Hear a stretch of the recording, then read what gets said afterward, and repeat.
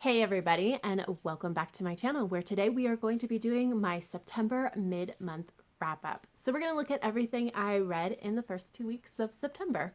And the first book is Middle School, The Worst Years of My Life by James Patterson and Chris Tebbetts. And the basic premise of this middle grade book is that we are following Rafe, and Rafe has decided that he is going to break every single rule in his school rule book.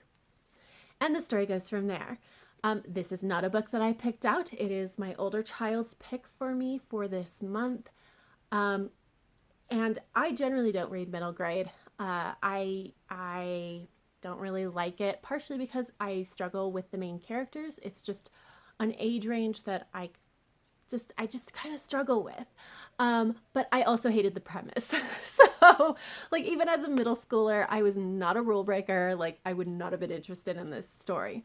However, I did want to mention it because, first of all, because I read it and it counts for my readathons, but also because there were some really good things about this. Like, I didn't like our main character of Rafe. However, I really felt for him. He's going through some stuff and you just feel for him. And I think that really speaks to the quality of the writing in this particular book. I also really like that as we're finding out what's going on with Rafe, it's at first glance it appears really simple, but it's actually far more complicated than it seems. And I really appreciate that as well. So I ultimately thought that I think if you like middle grade, if you've got a middle schooler, they may like this book. But obviously it wasn't written for me. It's not a genre that I generally like. And so I left this unrated. However, I did read it and it does fulfill one of the Magical Readathon prompts, specifically the Aurelium Academy arc, which is to read a book with a school setting. So after that, I picked up Fireheart Tiger by Aliette de Bodard, which is a fantasy novella. I'd say it's more adult. Yeah, it's adult fantasy. And we're following our main character of Tan, who has recently returned.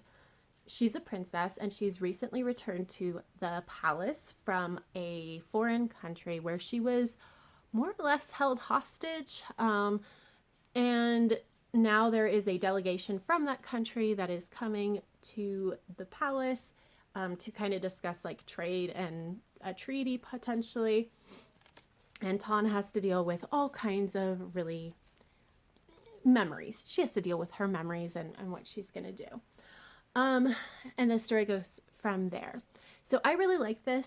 Generally speaking, I thought it was a good character novella about Tan reclaiming herself. And I think that Aliette de Bodard in general has very interesting imaginative stories, and this is definitely one of them. However, there are two things that I did not enjoy as much, and the first is something that is just generally you get with Aliette de Bodard novellas, I'm finding, which is that you just get dumped into this story, and like you're given no hints about stuff. You just kind of have to flail around and figure it out, which I wouldn't mind as much, except this is a novella. This is only like 100 pages, and the first 10 I was trying to figure out what was going on. And so I don't generally appreciate that, but I do at least know that going in that that's how it's going to be. So I'm not exactly surprised. And I know that when I reread this, I will not be flailing around nearly so much, so it won't be so bad. But I do think of that as kind of a negative. I deal with it because I do end up liking Aliette de Bodard's novellas, but it's still kind of a negative. The other thing is I think this was slightly too short. We needed just a little bit of more length so that we could spend, I guess I would have preferred spending a little bit more time with Tan's feelings before she makes some of her decisions, because I think it would have intensified the emotional impact of some of those decisions. Because we didn't spend that time, it just felt very surface level description almost and so there was a little bit of an impact, but not nearly as much as I would have otherwise expected. So I think it worked for the story. It just wasn't as good as it could have been. So I did enjoy this, but I ended up rating it a 3.75 stars. Well worth my time, but not as good as I wanted it to be. And I read this for Bookopoly, and this was POC rep. And then I picked up The Anthropocene Reviewed by John Green. And so this is an adult nonfiction series of essays that are ostensibly supposed to be reviews, and they kind of do that, but they're also fairly memoir-ish. And I have already done a full-length review for this book, so I will leave it linked down below. But you should go into this with certain expectations. First and foremost, it is part memoir, part review, and it's really not either of those things truly. It's very much a blend. So if you're expecting memoirs, it's not exactly this. And if you're expecting reviews, it's not exactly this either. It's very much a blend. It is also based off of the podcast of the same name, The Anthropocene Reviewed. And there are some essays in here that appeared on the podcast. However, I did notice that there was some editing done for clarity, but there was also some updates and expansions kind of added into these essays. And in the one that I read, which was the Lascaux cave paintings, I thought that the additions very much added to the overall essay. And the other thing you should know is that John Green's essays tend to be a little bit meandering. There's tangents that we go on, and when you get to the end, you can see that all the tangents do add to the overall picture, but you kind of have to trust him that that's going to be the case. So just know that they do meander quite a bit. I like John Green's writing. I think it is very beautiful without sacrificing clarity, which is great. He did make some very poignant points throughout this. However, I did find that some of the essays, actually a good number of the essays, didn't seem to have an overall point or a clear ending. So it sometimes felt like we got to the end of the essay and it was just like, and that's all I have to say about that. And it was a little jarring. And I kind of left some of those essays wanting more or different. And it wasn't all of them, but it was enough of them to point out. And I will say there are definitely content warnings in this for mentions of bullying and mentions of suicidal thoughts, as well as some pretty big things that may trigger existential dread if you've got that going on. So just be forewarned. And I ended up giving this 4 stars. For Bookopoly, this was a chance card that I drew this particular book, and it also fulfills a Magical Readathon prompt, which is the Ash-Torn Tree. Read a book at the top of your TBR. And then after that, I read Glory and Death by J.D. Robb, which is the second book in the In-Depth series. The In-Depth series is a murder mystery series that is set in the near future and follows our main character of Eve Dallas, who is a homicide detective. Now, the thing about these particular mysteries, the mysteries are generally good, and they're just kind of there. I don't even know how to describe the murder mystery in this particular one.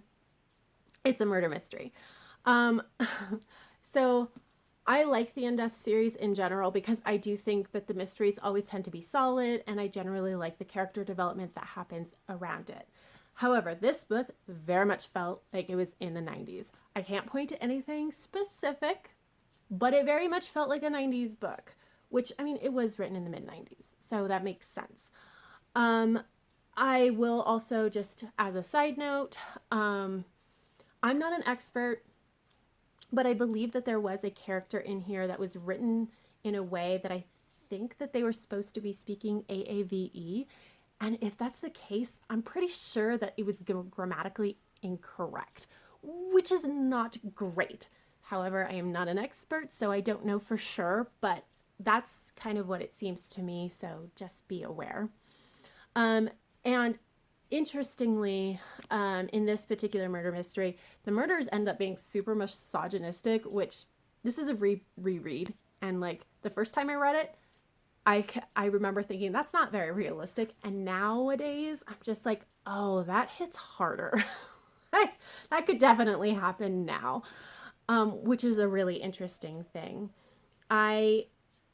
I did, again, I liked the murder mystery of this. I liked the character development outside the romantic relationship, which we'll talk about in a moment. And one of my favorite characters was absolutely introduced at the end of this, which I'm very excited about. However, the romantic relationship had a lot of really stupid drama going on in this particular volume. We have two people who really don't know how to talk about their feelings and are very like aggressively straightforward and like used to getting what they want, and they just don't know how to talk to each other, and it's really, really annoying. And we had a good chunk of that in this book. I know that the romantic relationship calms down, which is why I have no problem continuing on with this series, but it was super annoying in this particular book. So I ended up giving this 3 stars. Liked the mystery, didn't like the romantic stuff, which was what a lot of our character development was this time around. 3 stars. So for Bookopoly, this was my mood read book, and for the Magical Readathon, this fulfills the prompt for Obsidian Falls to read a mystery or thriller. And then I read Into the Bright Unknown by Ray Carson, which is the 3rd book in the Gold Seer trilogy.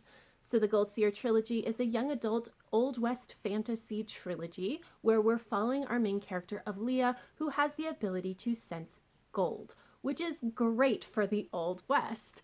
So in the first book, she takes a trip from Georgia to California. And in this particular book, she is in California, and there is a millionaire that is there, and he made his money in like kind of unsavory ways, and he's also potentially going to leave the state way worse than, you know, how it started. And Leah decides that she is going to try to put a stop to that. And that's the general idea of this particular book. This actually ended up being, if I had to describe the kind of book it is, it's most similar to like a heist story. And I thought it was very interestingly done. Like, I really, really appreciated the plot of this. And I can't tell you too much more about that without like gigantic spoilers, not only for the series, but like this book individually. It's just really hard to talk about. But I did really like the plot of this. I will say that this trilogy does not have an overarching plot like you generally get from trilogies, but there is continuity between the volumes. So even though like there was no overarching plot, the end of this book did feel like an ending to the trilogy. I love the characters in this. Like, Ray Carson, when she does good characters, she does them really, really well. And I mean, some of the other characters were definitely underdeveloped, but it was okay. And then I think that the setting was actually really good. It felt Old West without being super overwhelming, which is great because I don't generally love the Old West. So I just really enjoyed my time with this, and I ended up giving it 4.5 stars. For Bookopoly, this book fulfilled my opulent prompt, and for the Magical Readathon, this was the Wilding prompt, which is a character prompt, and it is to read something that is set mostly outside or in a forest.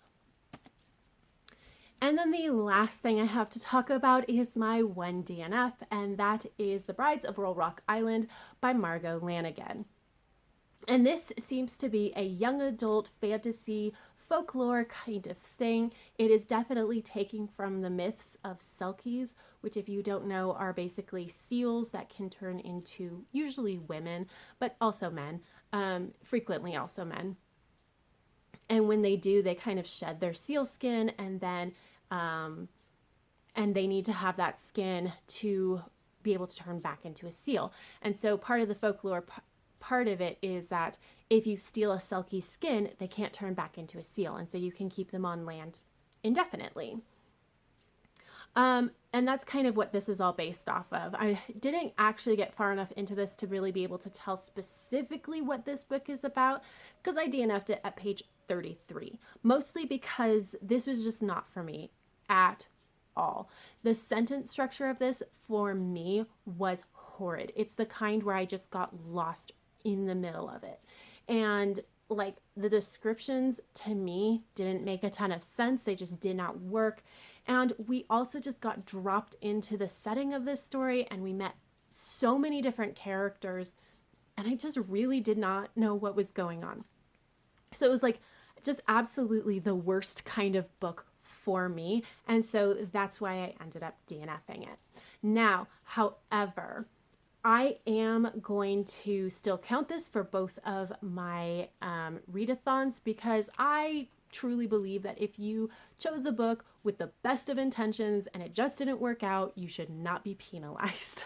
So, for Bookopoly, this fulfills my TBR veteran prompt, and for Magical Readathon, it fulfills the Mists of Solitude, which is to read a standalone book.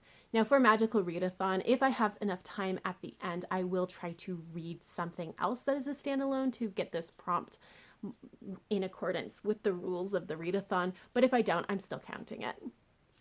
But that is it. That is everything I read and DNF'd for the first 2 weeks of September. I am so proud of myself and how much I read, but that's it. So let me know down below if you have any thoughts or feelings about the books that I read, or if you want to let me know what you've been reading. I'm always interested. But that is all I have for this video. So if you liked it, please give it a thumbs up. And until next time, have happy reading, and I will see you in the next video. Bye!